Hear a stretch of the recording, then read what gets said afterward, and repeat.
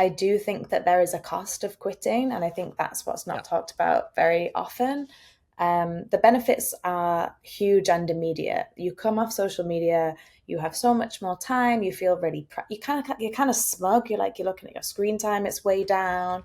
You completed a whole crochet. You're very proud of yourself, and you maybe return to this kind of childlike wonder for a bit, which is good.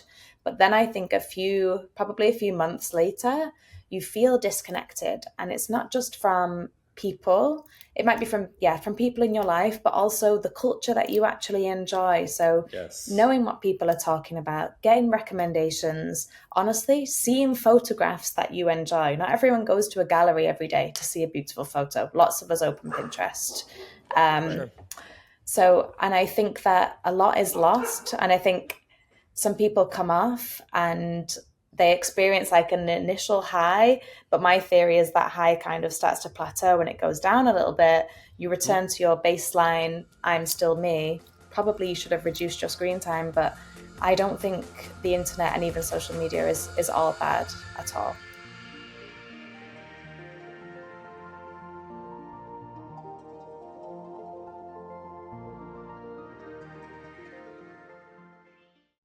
Episode 62, hip replacement. Kyle, it's a very European moment right now. You're just back from the French countryside. Well, I'm departing for not the French countryside. I'm departing for Cannes at the end of the week. Southern France.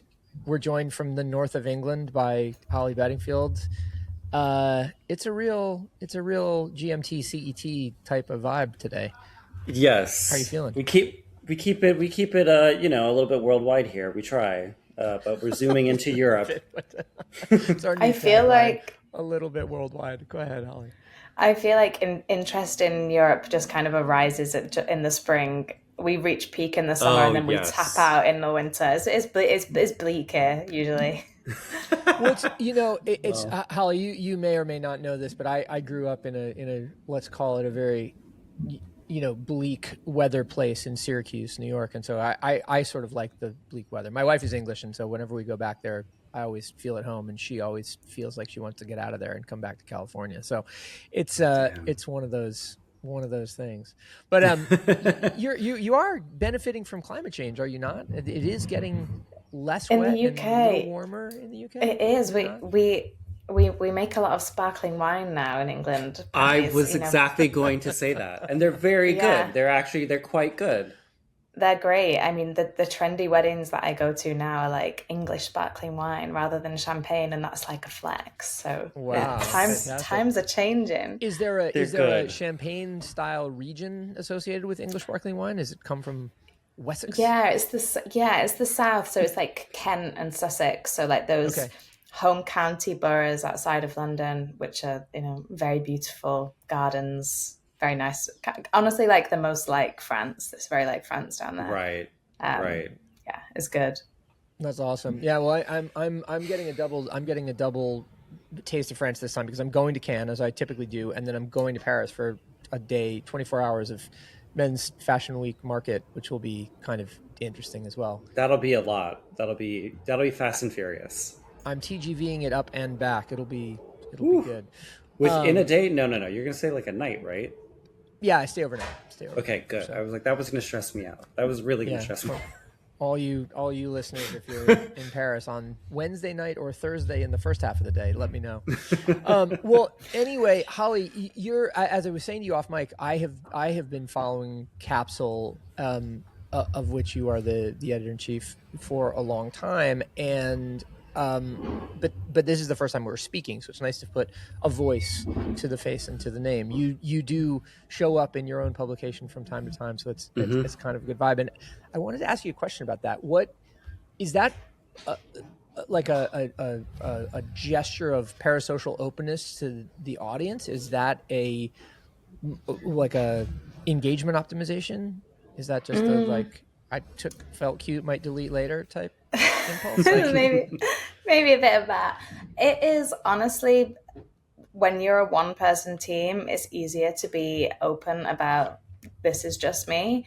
Right. I mean, I say one-person team. I do have some support now, but not full time. And I think it feels more honest sometimes to just be like, hey, I'm just one girl and that's why we got this much done this week. That's why the publishing cadence is the way it is. That's why I bring in guest writers to talk about topics that I don't have experience with. I'm not going to pretend to be an entire functioning magazine and everything that would go into it.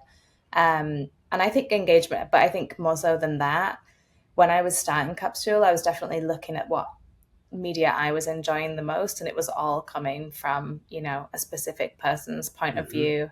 Lots of it on Substack, that I, not just Substack, but I guess also podcasts as well, but, you know, people's whose point of view I respected and I wanted to hear from them. I was not missing a news source, put it that way. There's news everywhere. I was definitely, I think point of view matters. And honestly, when I read my feedback form from readers, which I don't do all the time, I don't get that much.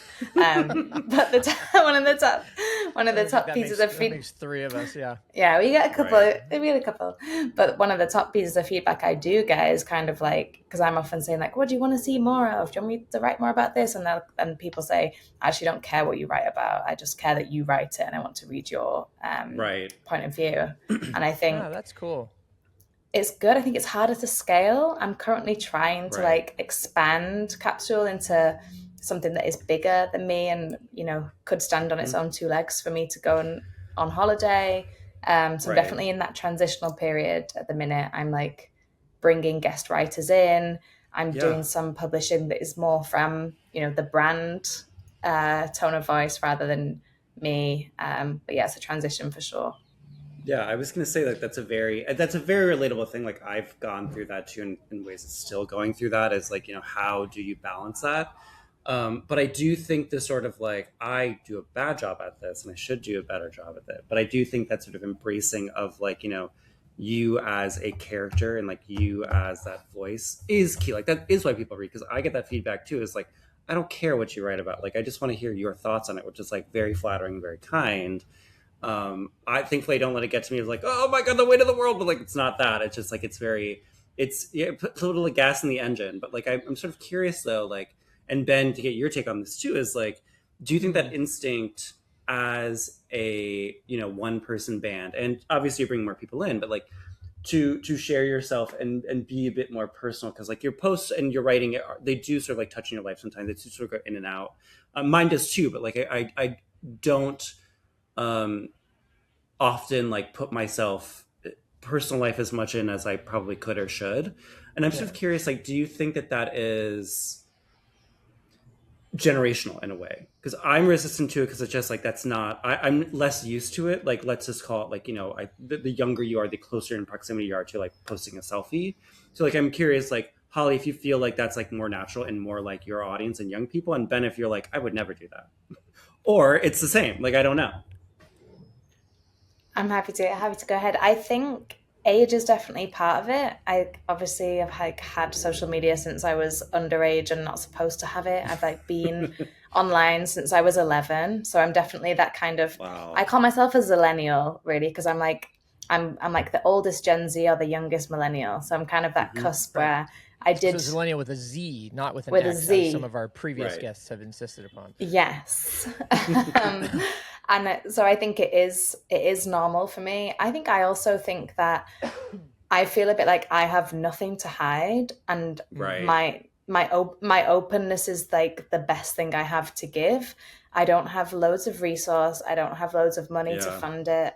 I don't have amazing access to cool celebs, like all of that stuff that would build clout or credibility. I don't have, but you know, comfort with being open, saying what's what, putting my kind of neck on the line. I'm kind of like, I know a lot of people won't do that. I'm happy to volunteer as tribute and try and build something off the back of that. Yeah, you know, it's funny, Kyle. I'm interested in, Holly, I have a question about that, but just to answer your question, Kyle, first, like I don't have any particular compunction about putting myself or my exploits in it.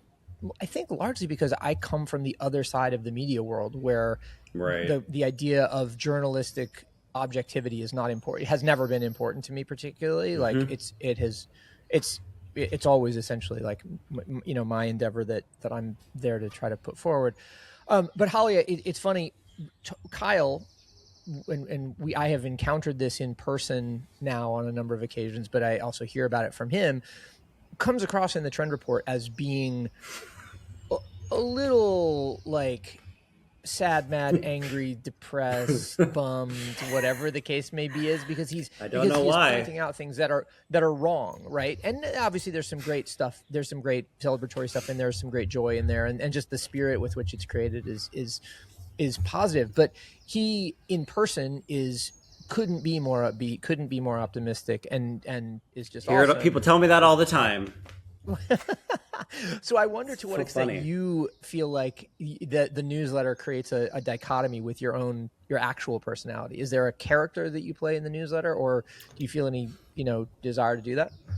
Yeah, I think we're very close together, especially on my like more personal essays. So whenever I'm writing a kind of reflection on a time in my life, like I wrote about my engagement, I write often about trips away and like what they teach me. Those things feel very close. I think my kind of like cultural commentary, like, kind of pop culture analysis, I am like I'm forcing myself to sit down and think, what do I think about this, and Gotcha. and what other arguments should I touch upon? I think sometimes I look back on old essays about pop culture, and sometimes I read it and I'm like, it's not that deep, girl. The video is quite good. Like, move on.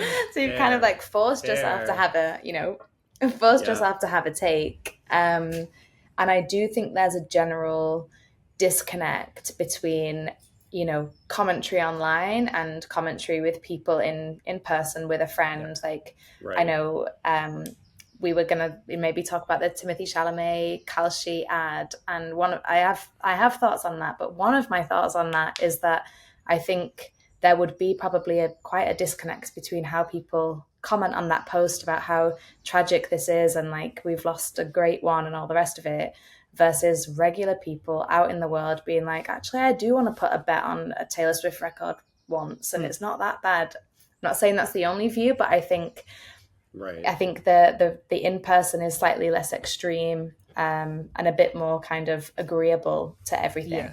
Well, totally. Look, I mean, I'll speak to it from a New Yorker standpoint today. I mean, it was, if you're Timothy, it's the best of times, it's the worst of times, right? Like you get killed for this Kalshi thing among a certain corner of the internet, and then the Knicks win, and you're right there center court, and you're one of the avatars of it, and nobody cares. And so, it also illustrates the changeability or the temporality of our modern condition. Although maybe, Kyle, I don't know. I mean, I'm sitting here in New York. Everybody, I think, is pretty stoked on dude. Like, maybe everywhere else, no?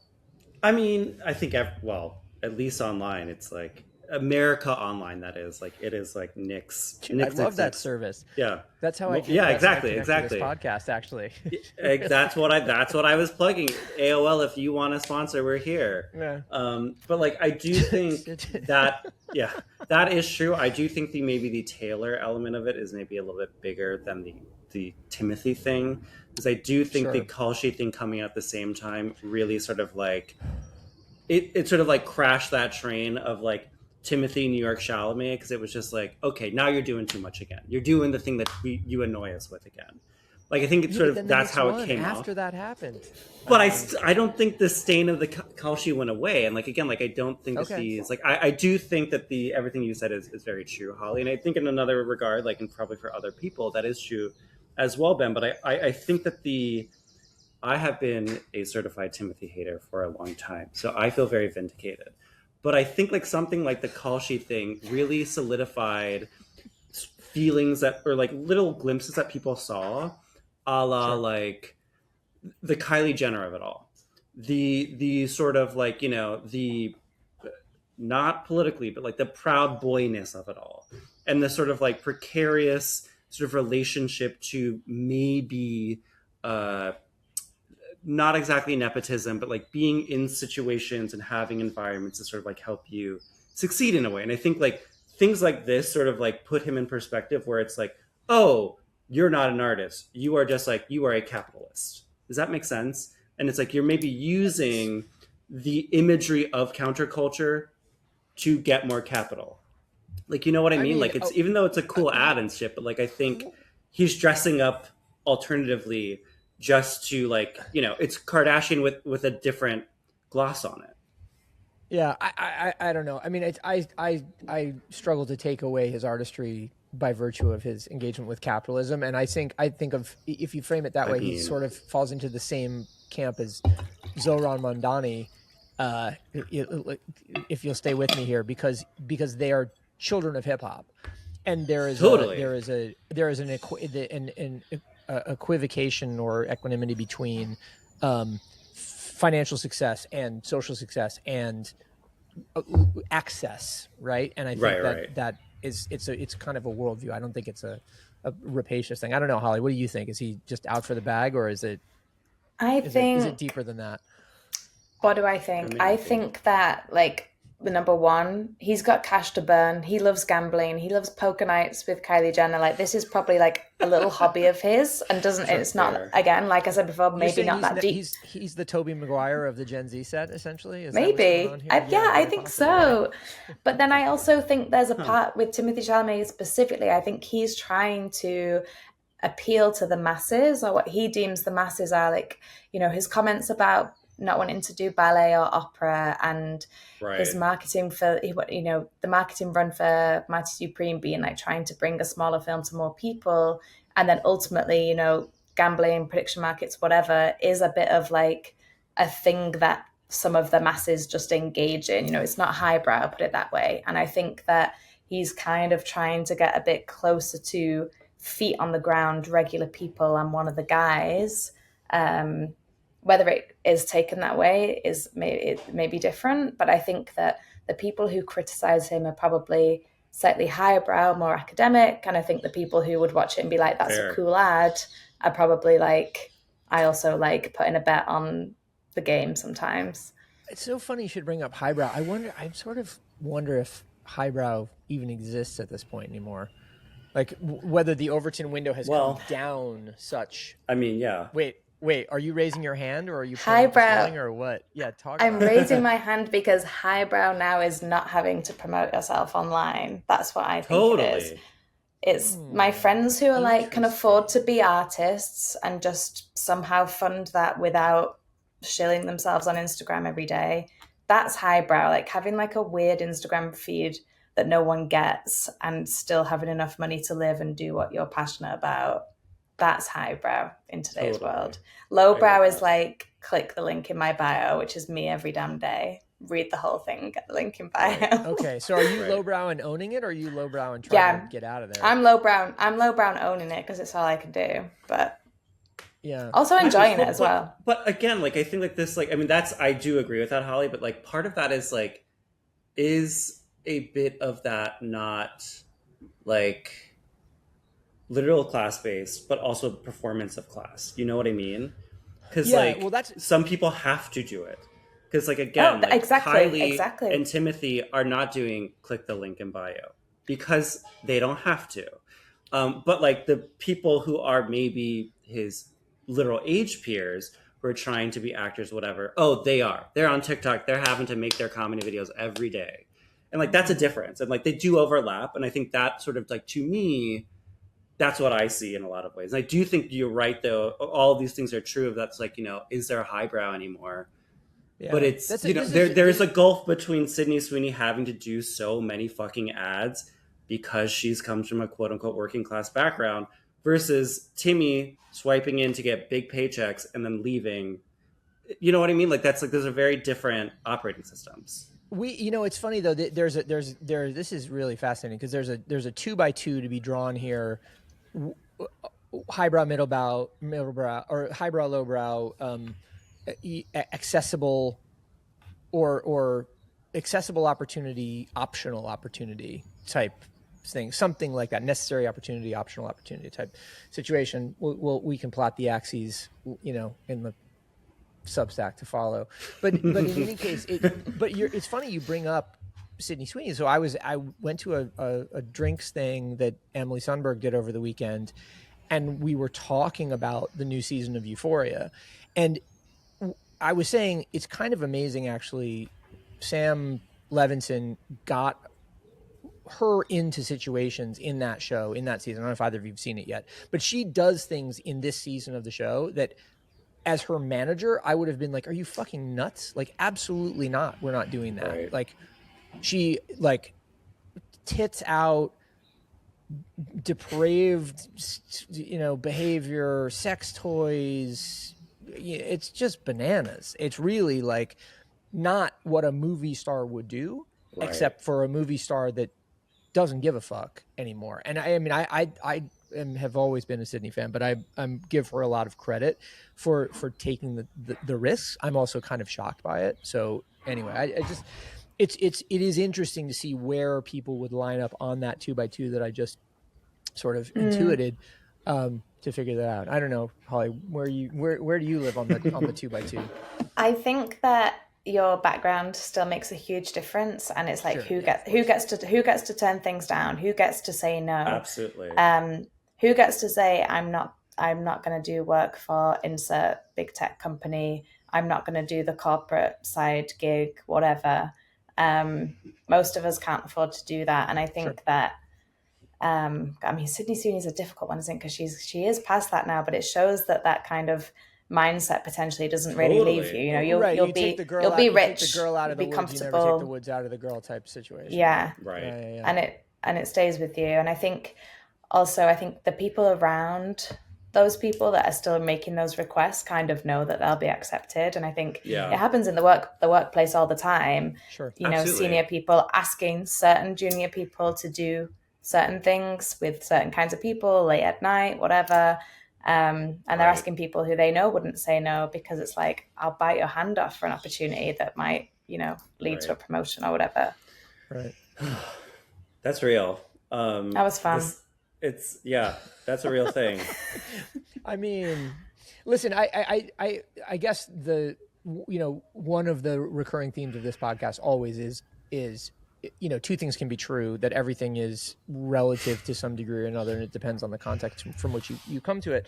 So everything you said is certainly true, Holly. It's also, I think, where we constantly reassess is for how many people is that true? Where are we on the tipping point of where it's true for more people than it is true than it was before, so on and so forth. And this is the sort of culture that we chart as we go. What were you going to say? I mean, that is like exactly everything that we're saying, like exactly why Kalshi is Kalshi. Like that's exactly why they have Timothy, because they're trying to get the young men who have $100 in a bank account to bet 99 of those dollars so they can get salvation and become Timothy. And like, that's why I'm like, that's problematic. But like, it's all funny enough. Like it all relates. And like, that is, it would be different if it was like ice cream, but it's not ice cream. It's like it's a gambling market targeted at like people who are unfortunately in desperate situations. It's not people who may be acting responsibly all the time. Well, it begs the question, to what extent those in the public eye have a responsibility to behave in a fashion that is, exquisitely moral or excessively responsible or even responsibly capitalistic, based on their own individual circumstances versus those which they impelled others to believe are the case. And Holly, you wrote on last Friday about Ariana Grande and her whole situation, and you sort of wonder, okay, A, is she okay? B, if she's not, why? C, what implication does this have for her, legions of fans, et cetera? So I don't know if you want to. Yeah, I'm happy to talk on that. Provide I think your take on that one, but yeah, it's honestly so hard. I actually made a video on that before, and then kind of shot a short form video, kind of chatting about it, and then watched it back and was like, "There's no fucking way I can post this. This is, really? I don't. I'm not. Yeah, I was just like, I don't even. It's a really thing to. It's a really hard thing to make your mind up on. Like I'm sure that I feel concerned, and I'm sure that lots of other women my age, older and younger, will be seeing this footage and feeling the exact same. So that was the basis. I was kind of like, I'm opening my phone every day, I'm seeing this, and something feels wrong, and no one is talking about this. And for some people in comments, but broadly, no media, no one with any sort of responsibility or authority is talking about this because they can't. And that felt wrong to me. I felt, I understand why big brands, but big brands, magazines, there's too much to lose, and they've got partnerships and they need to maintain really good relationships. I don't know her, and I never will, but for like everyone else, it just felt right to me to say, ideally to my kind of like community of readers who is a bit more close knit, that like, I'm seeing this, I know you're seeing this as well. Let me take you on the journey of where I think it's at and how it makes us feel together. But I've had very mixed feedback from it. I've had lots of people be like, thank you so much for writing this. It's like the first sane thing I've read. I've been seeing this and felt mad for looking at it. And then there's lots of people like, what did you expect to happen when you wrote this? How do you think this will help? Like, oh, another think piece. And then it's like, I don't even know what to say back to that. Like, is this going to help? I don't know. I mean, thanks for your feedback. So just to dial back to the very beginning, because I didn't explain it very well. So for those who are not paying attention, Ariana Grande, pop star extraordinaire, is very, very thin at the moment. You could certainly say painfully so, without being questioned, I think, too much. But the question comes into whether this is something that is her natural metabolism, or whether it's some sort of GLP-1 thing, or whether it's some sort of, obviously eating disorder, anorexia dynamic, and to what extent it's being, codependently supported by the people around her who have some stake in her success or her image, et cetera, et cetera. I guess the question I have about it, Holly, for you is that, or I actually I want to put this provocation to both of you. I think what Anthropic saying no to government contracts could make the argument is that you can work against what are supposed to be your economic interests and come out winning in a pretty major way. So I also find it surprising that more media isn't sort of saying, hold on a second, right, this is wrong.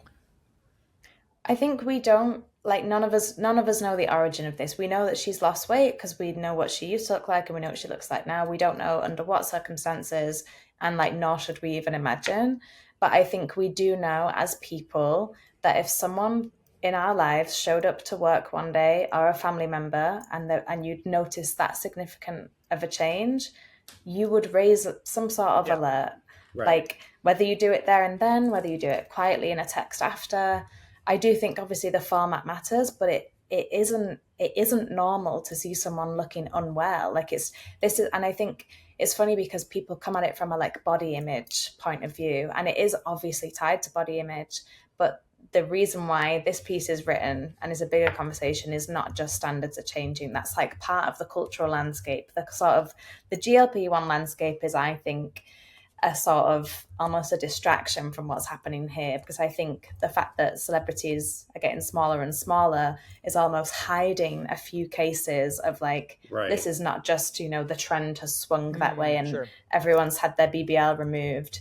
I think this is a different case, and I was trying to argue that because our views on diet culture and body image have shifted so rapidly in the past 5 years because of the new technology that we have, there is not a clear view on how women should look or be at the moment. So we used to be super skinny, and then we got a bit more athletic, and then it was Kardashian curves, and now it's skinny again. But I think because it's all quite confused, and because I think body positivity died at some point over the past 5 years, woke is dead, all the rest of it, there are quite different opinions on body image. We're quite fragmented. Lots of us feel differently. And I think because there is not a common, everyone wants to be healthy or everyone wants to be curvy, because there's not a common narrative. I think we don't talk about body image that much anymore. I think we used to talk about it a lot more. And I think that prevents people from having a point of view on a case like Ariana Grande. And I feel bad. I actually do feel bad using her as a sort of figurehead for discussing this, but equally it is so in front of us, and she's on a world tour that is being clipped up, into Right. short form for everyone to see it. Like, it's mass media. So you also being asked not to comment on that also makes you feel a bit insane, because it's like, well, why am I fed hundreds of clips daily and I'm supposed to have no opinion on it? I'm supposed to just be like, that's not Right. my territory. Right. It's her I body, want to her use choice. that. Yeah, that is certainly true, Kyle. I want to jump off that clip thing in just a second, but I do want to make sure that we hear from you on this. If Well, you have I anything mean, else to there add. was somebody in your comments, Holly, said something that I thought was really sort of like put this really well. Is it was sort of like, when someone is sick, you're not saying, you're not expressing concern to be out of a place of hate. It's like it's a place of caring, and I think that is sort of like where a lot of this comes from. And I think that, I thought that your piece did that well. And I think that that is sort of the nuances that have been lost in the space between woke one and woke two, is that being able to just plainly, or doing commentary on the commentary about a situation, is like that nuance is gone. And I think that on one hand, it's like great that it's like, don't talk about XYZ's body or whatever. Like, I think that is amazing. But on the other hand, it's like, well, okay, like, I think we as a culture, et cetera, should be able to understand when things are coming from a malicious point of view, or with malicious intent, versus concern, or just sort of pointing it out. Like, I think that you could, like, to your point, you said this earlier, is like, you could tell in the past 2 years, like, from the whole Wicked life cycle, she lost a good amount of weight, and like, that is an objective fact. We don't know why, we don't know how. Should we be concerned? Should we not? It's not been addressed. And like, that sort of like lack of it being addressed is a part of it. Like, hey, maybe you meet her in person and be like, oh, she's totally normal, she's totally fine, but we don't know. And I think that sort of like, it's a similar thing with like when every few months when Emma Stone, people are like, she has had drastic plastic surgery, and I'm like, that's just a bad camera angle. That No, she's see, no, just this is not. aging. She's just this. She's just that. We're not going to Rosie O'Donnell's facelift yet. Okay, We're not going there yet. We're not. But it's We're not going there yet. we're not going there yet. But it's a funny thing. It's just like, you can't. I don't know. A part of me is like, that's amazing, but then it's also like, well, now we're just in handcuffs, and then we're never going to actually be able to address anything. And I don't know. Yeah, it's complicated, but I mean, do think Holly did a very good job of trying to approach it in a very thoughtful way, and I thought it succeeded in that way. Yeah, what I appreciated, Holly, is that you try to think beyond the take to the implications. And one of the, as you were talking about being fed, reams and reams of clips, what had occurred to me was that I think there was a thread within this conversation about what we were going to talk about today, about the idea, the luxury of taking time off and out of these streams, right? And you see it on the one hand through Phoebe Bridgers and the Right. the secretness of those shows, and both in terms of how they were announced and also in terms of how they were not documented because of the phone bags, but also this whole, like, we hear every day, I think I do certainly, about people who have quit the apps, quit social media, quit Right. consuming in such a way as has been totally dominated by the algorithms, because it's just, we're sort of over it. It's just too much. What I wondered about when you were talking about being confronted with those clips all the time was like, can you just quit? Gosh, not in my job. In my job, definitely not. But I think that people can and do. I've got friends who have bricks, brick their phones for a weekend. There are things you can do. And I've got friends who've totally left Instagram and left socials. And then they're like, oh, wait, now I'm trapped on YouTube Shorts. Like, I found another platform. I think you can quit, but I do. Maybe I'm going to say this because I work in digital media and it's like my entire livelihood.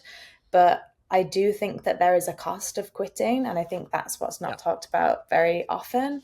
The benefits are huge and immediate. You come off social media, you have so much more time. You feel really, you're kind of smug. You're looking at your screen time; it's way down.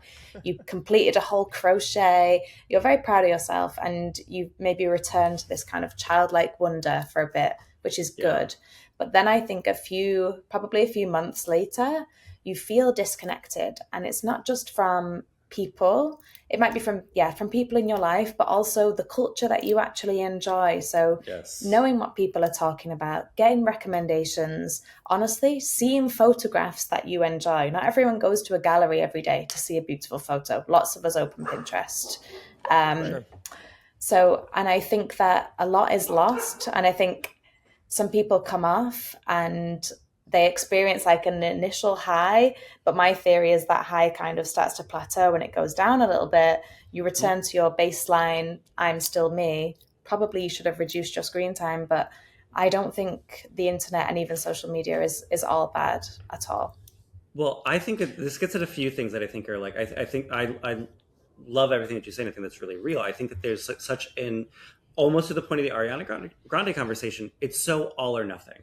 There's no happy medium. There is no, let me actually interrogate this and figure out how can I do both. Because like things like Brick, things like dumb phones, things like whatever, like the selling point is it will solve your problem. You don't have to do anything. It will solve your problem. And that's like where I get a little bit of, I mean, it's a good thing, but I have a little bit of critique of that. Is like, that's not going to solve your problem. It might help retrain you and recenter you, but like, it's not going to solve your problem. You have to do a bit more. You have to actually be a bit more proactive in solving that. And the other thing to that too is that it's funny because I do think in a lot of ways there are people who might leave social media and do exactly what you said, and they might feel liberated and feel free forever, and that's great. But it's a similar thing with moving to a different city. And I will, in my own situation, like I lived in LA for 15 years and I live in Barcelona. I lived in Barcelona for 4 years. And when I left, there was a bit of this sort of freedom. It was like, this is great. I love it, blah, blah, blah. But pretty quickly I realized I was like, no, actually, like this is a place that is not a center of culture. And I need that in my life. And I know a lot of people around me, they don't care. That's fine.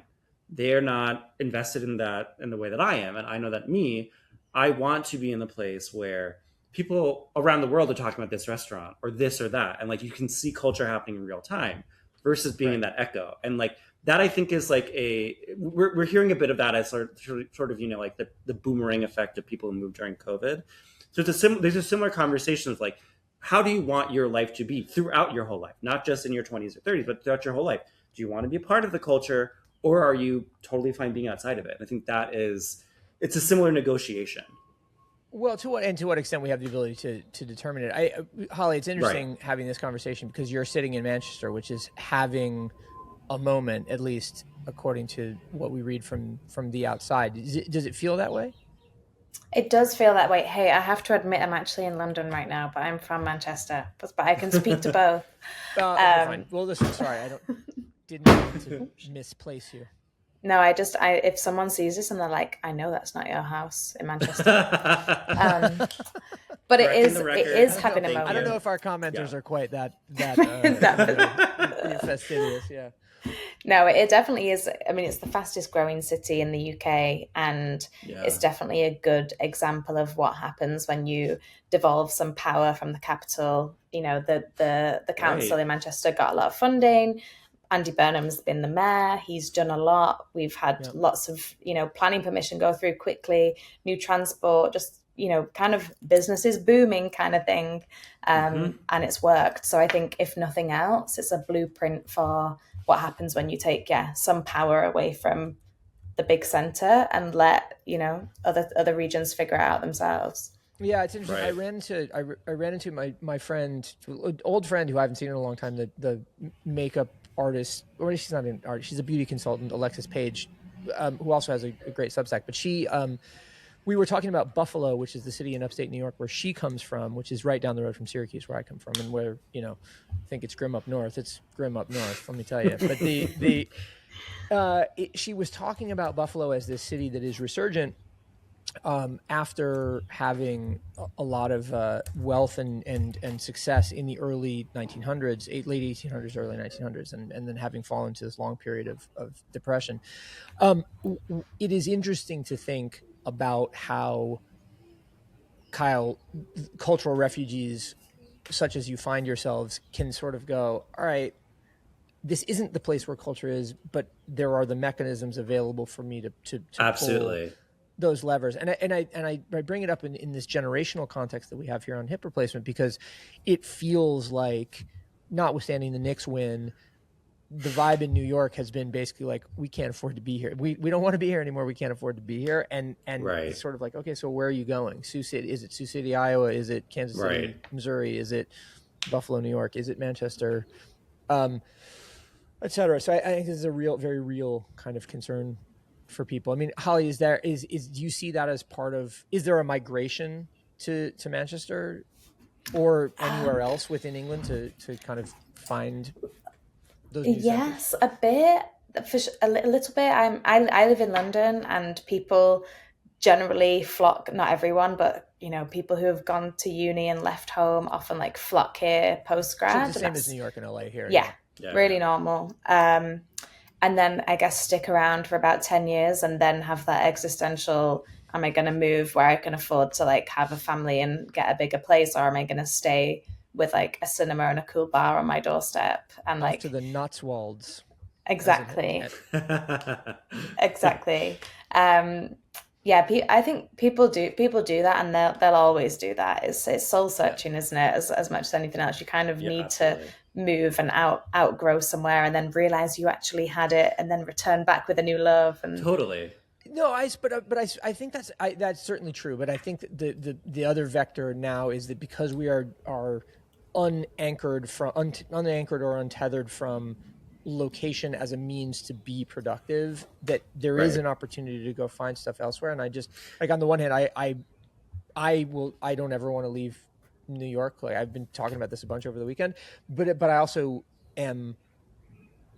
I want other people to have the level of exponential gain that I've been able to experience here, which Right. seems difficult here now. And so I naturally sort of look to other places for that to potentially happen.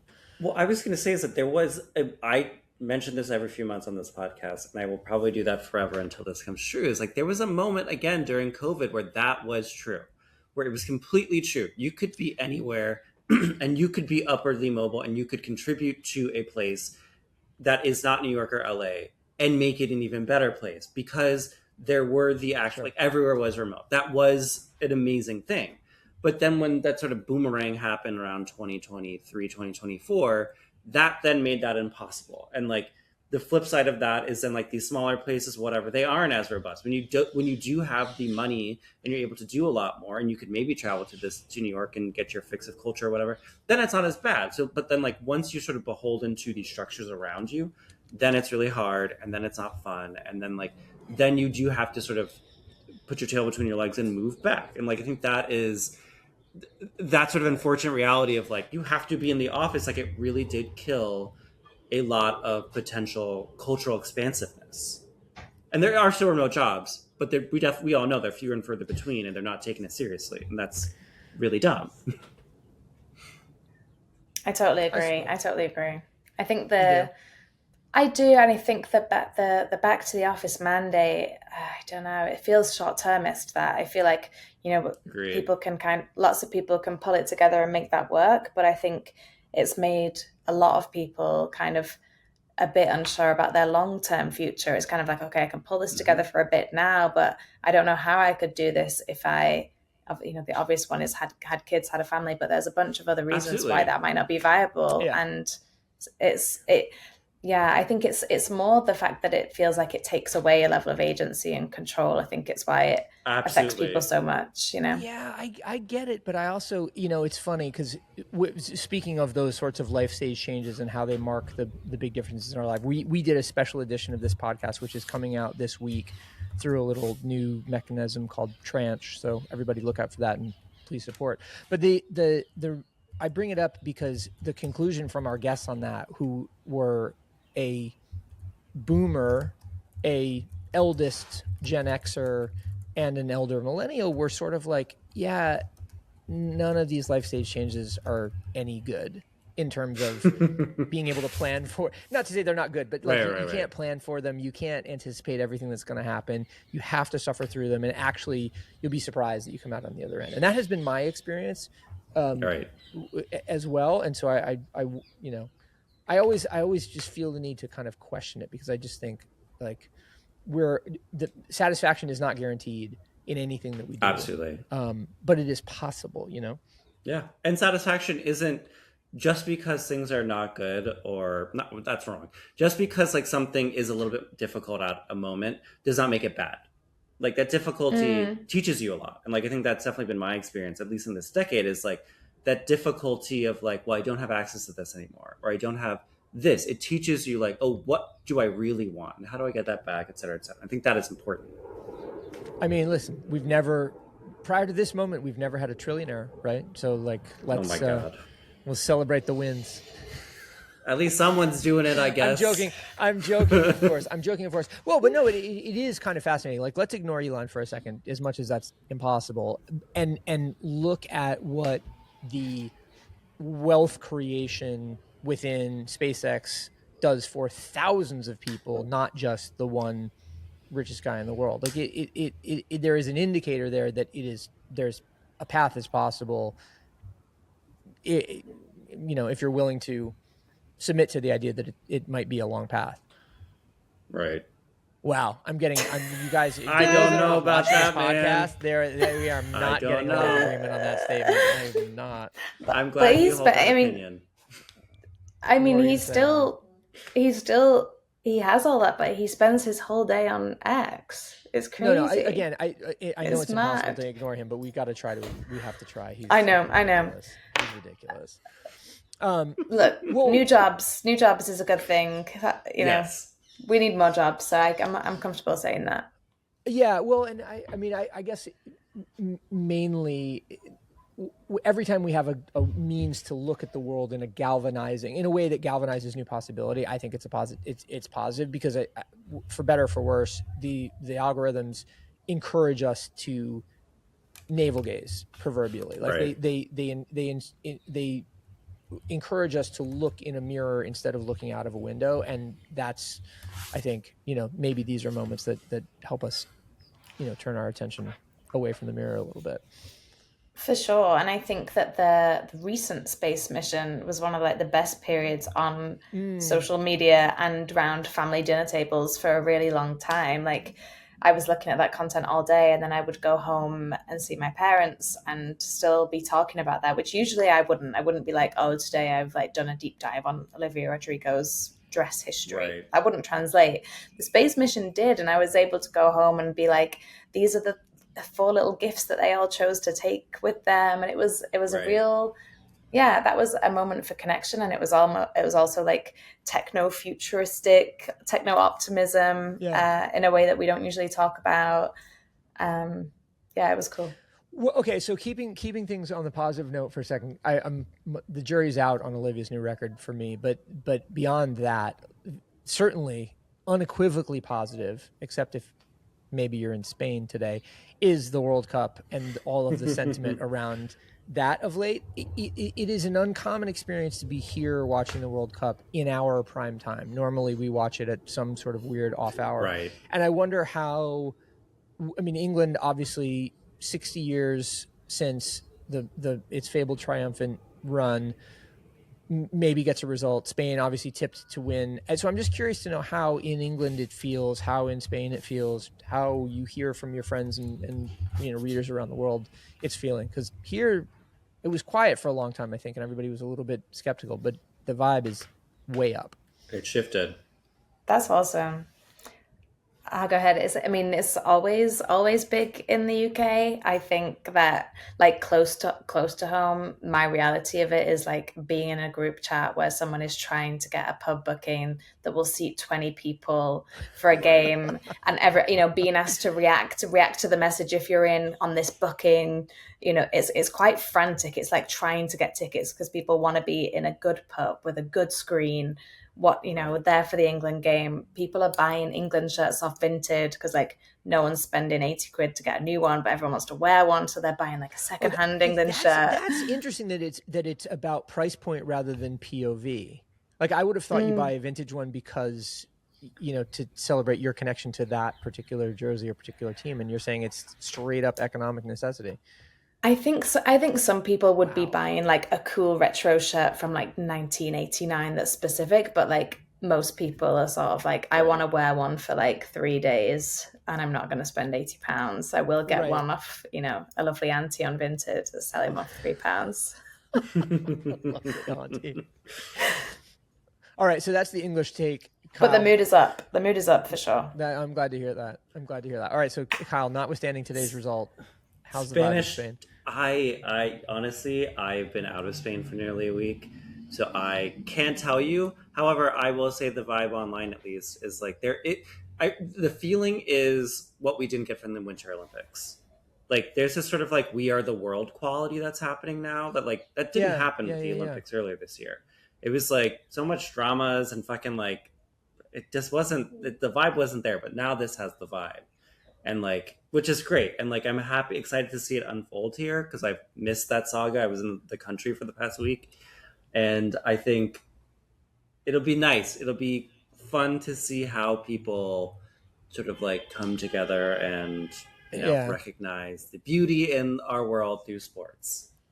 I think for me, the big thing, and I think a lot about the American experiment, so to speak, and where we're at in its trajectory or lifespan, particularly coming up with 250, being celebrated with a fucking bare-chested cage match last night.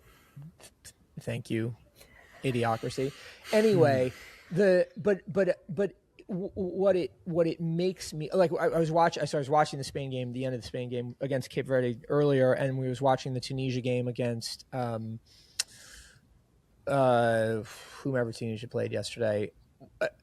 The immigrant experience in the U.S. is if not directly represented there, because I know there's been a lot of concern about ICE and its presence is, but you certainly you feel the vitality of the immigrant experience through those moments, and I hope we as Americans are reminded of the fact that this country is built by immigrants, on the back of that energy and experience, and that we take it as a lesson, because our obviously political climate of late has not been such. Hasn't been so welcoming. Absolutely.